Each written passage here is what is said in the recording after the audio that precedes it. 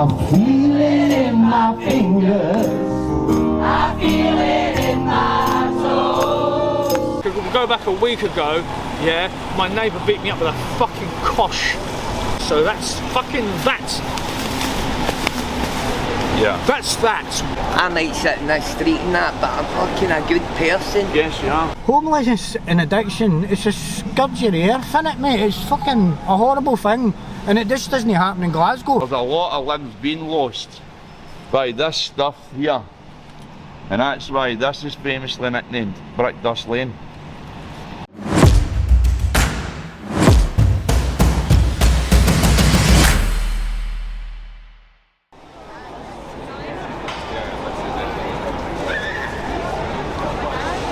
Alright guys and girls, so we're standing here and we've just heard that Marty Pellow is going to be making an appearance here, and he's going to be going in here, so he is.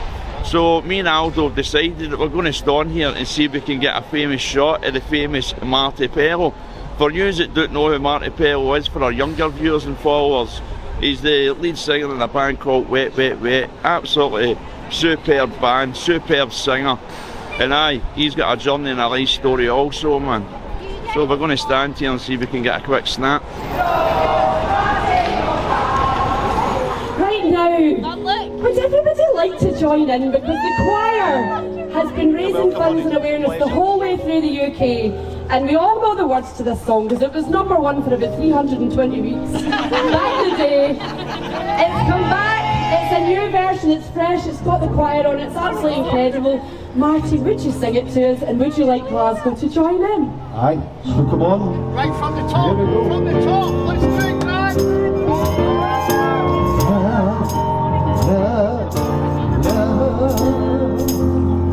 I feel it in my fingers, I feel it in my soul. Yeah. Love is all around me, and so the feeling grows. So if you really love me, come on and let it show. What a tune, and that's what Marty sung for us there at the end, man. Absolutely beautiful guy, very humble. You know, and all those that know Marty Pellow, you know, we know the struggles this man's had in life also. And to see him standing there for his public, you know, being able to sing, man, being able to give back, you know, to the cancer, and that's just a beautiful thing. My cousin passed away for cancer, and all the support these charities can get and these people can get is gone through that.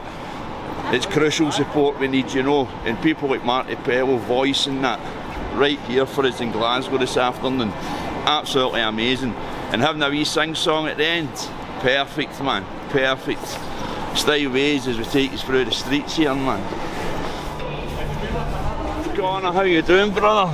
Welcome back to the street. It's really nice to see you there in your green poncho. And my green poncho is hiding army green with green. So, Conor, what we were going to say to you there is we were asking you how you've been, where you've been, things like that. You were telling us you've just spent the last 4 days in Govan Police Station. Apparently the worst cop shop in all of Scotland, according to the rumour mill. Yeah. And the last 2 nights the water was frozen, so there was no tea, no nothing. And then they put me in the crazy cell. With a light on 24/7? 24/7, clear glass doors. I told him, yo, I'm autistic. I used to get locked in cupboards when I was a kid for hours. That was my mum's version of babysitting. Please don't do this. So what did they do? They did it. It took me headbutting the wall. Oh goodness, I see until I was unconscious, then waking up, and then continuing to do so for about another God knows how much fucking time for them to go, ah, he's not just a guy that's, you know, saying it. He really is a bit fucking rain. Yeah, my sworn enemy. Well, you're suited, you've got your nice poncho on there. Yeah, but I'm... Can I ask you something? The last time we were talking, you said that was you, you'd cut right down on your methadone and all that. How's that journey gone? So I've cut off the methadone. That's good. Off it now, completely, brilliant. But the police found on me £460 in cash. Had nothing to do with drugs, I just gone to the bank. Yeah. Taken gone evidence. Oh no. Yeah, just to make sure they can track my movements and make sure it's not drug money. Oh, It's all in tens in a bank envelope. Like, whatever. So now I am briggity broke. And where else am I supposed to go and make money? yeah, that takes you right back here. So you were safe and secure, you had 400 odd pounds on you, you're safe and secure, you've got your plans in your I went head. into town to go to Primark to buy this. Right. This outfit. Yeah, I can see that's pretty new actually. Yeah, shoes, brand new. Yeah, I can see all that. Yeah, I went in, as I was walking out, 200 close police officers come up, announce themselves there. Mr. Nichols. So there's your security took away and your safety took away, and now you're back here on the streets today. Not to mention, go back a week ago, yeah, my neighbour beat me up with a fucking cosh. Yeah, beat up for ringing his fucking buzzer. Goody two shoes, yeah, loved it, absolutely fucking loved it. So he beat you up. And no, I didn't, because in my credo, don't take more of the benefits than you to. You never call the fucking police, and never get a name tattooed on your body. 3 rules I was raised with. Yeah. Well, it happens to fall into the middle category, so that's fucking that. Yeah. That's that. Be it like it or not. Okay, That's it. That's it. So because of the police's action, 4 days in cells, you're back here in Glasgow City Centre Thursday. Yeah. So Risking it. Yeah, risking it. Knowing at any moment the police can come up and remove you. Yeah. Yeah. John, it's an amazing to see you. Cheers, Francis. Cheers, brah. Because Cheers, I've mate. not seen you for a good while, man. Nah, man. The wee missus fell and broke her hip and got a hip replacement. 46-year-old, so she's becoming a wee bit bionic. I can't stop giggling at it.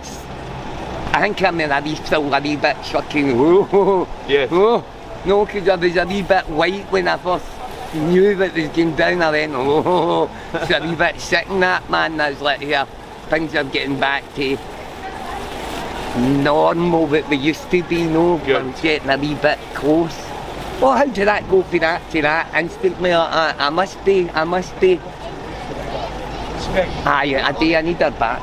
Yeah. Oh my God, you the two are getting me fucking early show. I know, but it seems to always happen, doesn't it, when we're talking? You get that emotion, but don't that says to me, bro, you've got a nice heart. Thank you, mate, thank you. Thank you, I love to hear that shit, Yeah, because yeah. sometimes you question yourself, you go, I might sit in this street and that, but I'm fucking a good person. Yes, you are. I'm a good person, I've done wrong. Yeah. I've done wrong and shit, but I'm a fucking good person when it comes down to the actual nitty gritty. Yeah. I'll always do the right thing, know that I used to. As you've probably already heard me fucking chatter about You've been that. very honest. Oh with aye, all you can be is honest, because as soon as you start lying, you're lying to your own self. Yeah. And that is just hard work, Aye. full stop in itself. Because you've got to live with that guilt. Yeah. And then you tell one lie, that you're having to back up with another lie and back up with another. Before you know it, you're fucking like, so talk, man. Yeah, So well, we've always says to the streets, man, that you got a great energy, we can feel that great energy. And I don't pay lip service, John, you know. I know you're a good person, a good heart, because the thing is, I judge people on how I feel with them instantly. Yeah. Like, and I've only had decency after you two, you know what I mean? That's Aldo behind the camera, I'm talking about the two of them. Yeah. So, John, you're sitting here with David. This is David. David is a boy that comes and helps me when he can. Comes and keeps me chips, buys me coffee. Always makes me smile. Exactly, he's got that energy. Aye, David. it just kind of rubs off on you. Yeah. When Johnny's happy, everybody around about him's happy. Yes. Aye. Yeah. Great. And that's Love what I like that about shit, him. I love that shit, David boy, I love that shit, man. That's Makes great. look the da smile I get with that. I know I can see David smiling as well, so I can when you've got his name in your heart, you know, and that's how we make that connection. Definitely. You need that wee spark, Francis. You don't get that wee spark, then you need to get that wee spark fruits, Yes. man, because see, you lose it. It's no fucking nice, man.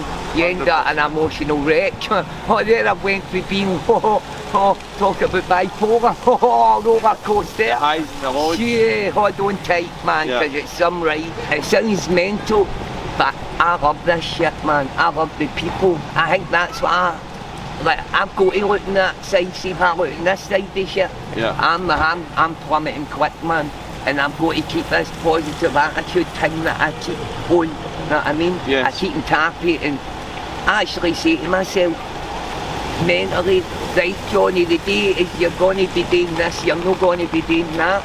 I've got to tell myself that because I can be led away from sitting here in 5 fucking minutes of talking to somebody and I'm close with my old boys or whatever, no old acquaintances or whatever. I can end up going with them. I've done it.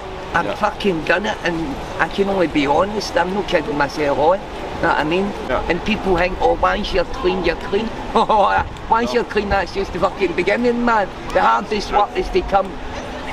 No, after it, I'm talking about later on after it. Down the line, 3 years, 4 years, 5 years, you know what I mean? Yeah. You look back. Aye. Done it. Aye.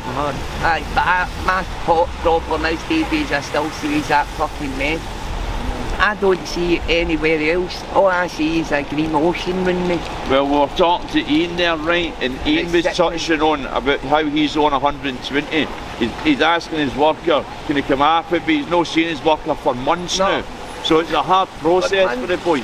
There you go. There, I'm telling you, this hasn't been seen with some worker in Glasgow's cat team, right? See the other month there, I gets pulled into the drug team. I've not seen a drug worker since before COVID trips. And then all of a sudden I'm pulled in, oh, you need an ECG? Oh dear, well, how many years down the line is this for? I've never seen you in my life. Exactly. Never in my fucking life. Exactly. But how many years down the line? Oh, you should have this every 6 months. Oh my days, man. Are you actually kidding me on? I've ruined a football career through it. As I've probably touched on, I'm a qualified SFA coach. I've got my CDEG certificate. I know you can get some of them anywhere and all that, but it's still you need to put in that fucking thing. Yeah, I could have made it back in the day as a fucking football player, so I've been told. Yeah. Know what I mean? So I've just got to get on, mate. I've just got to get on, mate, Francis, you know what I mean? So Tam, I was standing there and the two has caught eye contact, and as we've been conversating, we actually found out we know each other on that. Of course, we grew up in the same scheme, Paul. Exactly, bro. So Tam, we were asking you there, man, what's your thoughts on like homelessness and addiction and that? Homelessness and addiction, it's a scourge of the earth, innit, mate? It's fucking a horrible thing. And it just doesn't happen in Glasgow. It happens in every city in the world. But over the last 20 years, I've noticed a really big increase in Glasgow. I've been driving a taxi in Glasgow for 30 years, right? Been running circles. I'm always in the city, right? I'm always in the city in the West End, right? Yeah. And actually since COVID went away, Glasgow's got a lot more homeless people living here, sleeping in the street. I've seen tents popping up, which I've never seen before in Glasgow, right? I've seen deals happening here all the time at the station, right? Which is blatant right in front of your eyes, right? That's right. And it causes a lot of trouble. It's not a good scene for travellers and people coming into Glasgow, coming out the front door of the station and seeing this and them arguing with each other. No, that never used to happen here. This is, no, it's always happened. It's always been there undercover.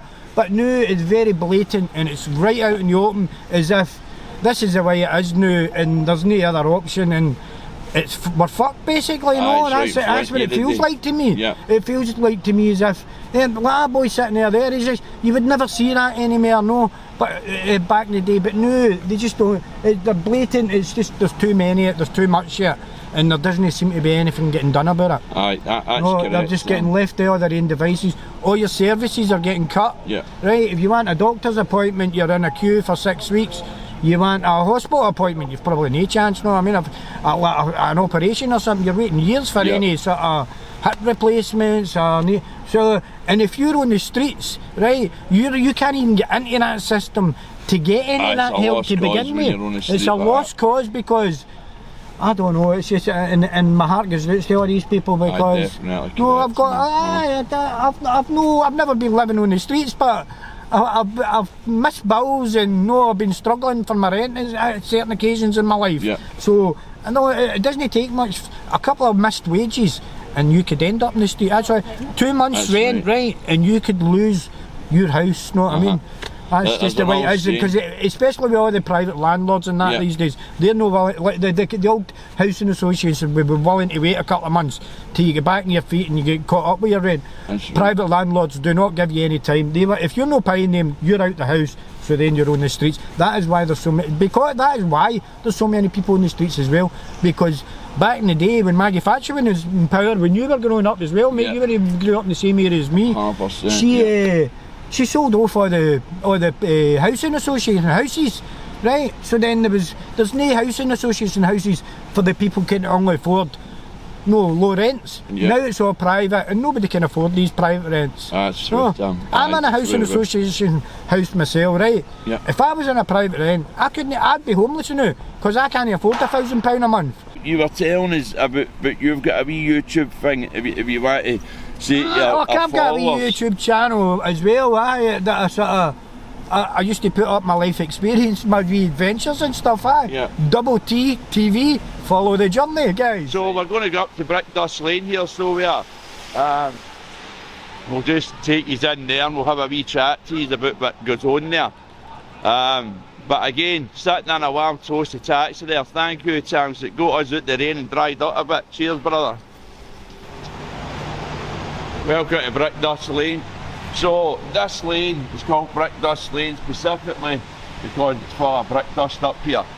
And if I could get Aldo to come in a wee bit closer here, I'm going to show you. So this is from my experience, you know, you're up here, you've no money, you know, you're withdrawing for the heroin that you use.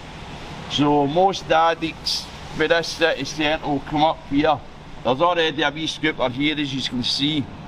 So what they'll do is they'll scoop up enough to represent a £10 bag of heroin. Then they'll just basically put it into the wee poke, you know, like that. So that's, there you go, that's resembles £10 worth of heroin. Once it's all bagged up, the unsuspecting addict out there who's also withdrawn, they just want to score their heroin and get back home. So nobody's checking it, nobody opens up the butcher poke to check it, they just go right here, see you later. And that's how easy that transaction is made here in the city streets of Glasgow, you know. Very dangerous, because we see addicts, they're walking about, you know, we've heard stories of addicts injecting brick dust, you know, and losing their limbs, their arms, their legs and things like that. And we also know these people lose legs and that because they've been jagging in the groin area far too long, you know. And that deteriorates, you know, it can lead to them losing their leg, but there's a lot of limbs being lost by this stuff here. And that's why this is famously nicknamed Brickdust Lane. So that was Lloyd, the security guard there. So me and Aldo are sitting and Aldo's just fixing it the camera on things. And next minute he approaches us and he's like, he's alright lads, what's happening now? I've just been told there's a couple of suspicious characters. I was like, alright, okay man. But we were talking to Lloyd and he's quite a nice gentleman. He was just giving us our views and how he feels in watching the streets, you know. He was saying to us, you know, have you seen any of these people, you would take the long way around to avoid them and things like that, you know. He says, but with watching the streets and that, you actually get a better insight and a good view on these people, that you can actually say, well, no, this guy's actually not that bad, man, he's just a suffering addict. And that's what I says to Lloyd, you know. I thought, well, it's just a suffering addict, you know, who's homeless, man. He's no threat to anybody, you know. And in fact, the only threat I was a threat to my own humanity, my own self, you know. I wasn't a threat or a danger to anybody walking by me or anything like that. I was a threat and a living danger to me. That's it. So that was an experience there, you know, coming out and doing this. That's not happened in a long time, I'll tell you that. Thanks for watching the content today as well. And please subscribe and follow us, man. You know, we've got TikTok up and running as well.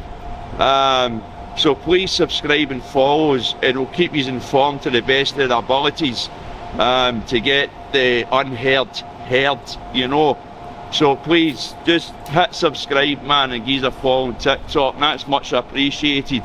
Because what we're doing here at the streets, it's personal to us, you know, and it's a great message that we're carrying, that there is another way, and yous are no longer alone.